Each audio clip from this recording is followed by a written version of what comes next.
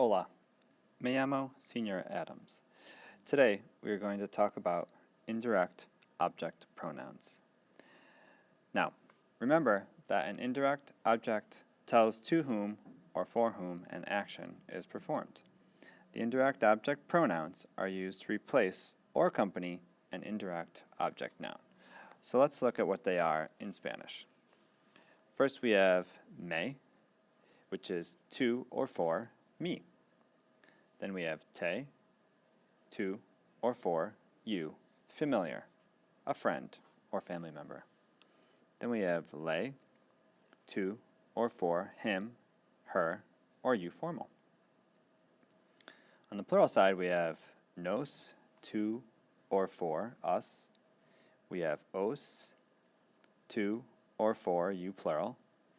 And then we have les, to or for them, masculine or feminine, or you, plural, you guys. Let's look at an example. Okay. First example. Nuestros profesores no nos permitían beber refrescos en clase. So in this example, it's our professors didn't used to permit us to drink soda in class. So the professors goes with permitían. Okay. So the professors didn't used to permit. Okay. And the group that receives the action is us, which is nos. No nos permitían. So the verb permitían is conjugated with professors. And who didn't they permit? They didn't permit us. Let's look at the next one. Next one we've got sus abuelos siempre les daban regalos a los niños. In this one, we have abuelos is the subject, right? And what did they do? They used to give, okay? That's the verb. And who did they give? They gave gifts to the children. So, a los niños goes with les, because los niños is the same as them. The grandparents always used to give gifts to the children, or their grandparents always used to give them the gifts. So you can have both, les and a los niños, both meaning them. Okay. Because le and les have more than one meaning, you can make the meaning clearer by adding a plus name, noun, or pronoun. So let's look at an example. Lolita siempre les decía la verdad a sus padres.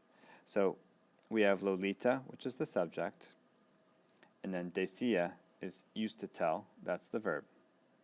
Okay. Then we've got les. Oops. We've got les here. Les decía, which is goes with her parents. Okay? So she always used to tell the truth to her parents or to them. So if we look down here, we've got Lolita siempre les decía la verdad a ellos. So again, we have les and a ellos. They go together. They both mean them. Okay, these go together. She always used to tell the truth to them. Okay, let's look at another one. Like direct object pronouns and reflexive pronouns, indirect object pronouns are placed right before the verb or attached to the infinitive.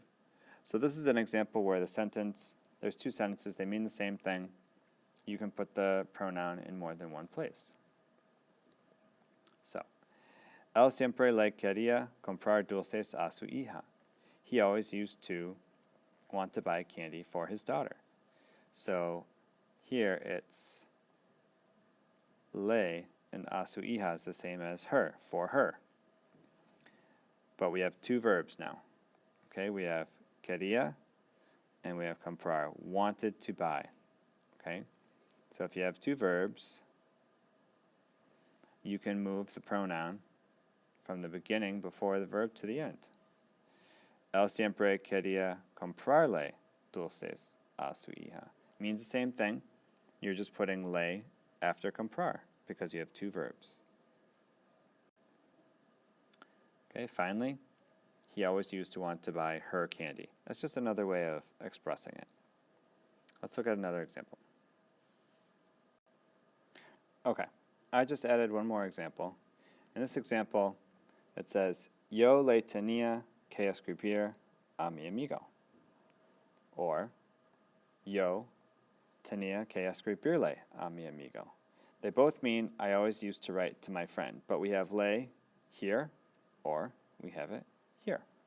Right? So you can have it before the conjugated verb, tenía, or you can have it after the infinitive, escribir. Okay? Yo le tenía que escribir a mi amigo, or yo tenía que escribirle a mi amigo. Either way is correct. Okay, adios.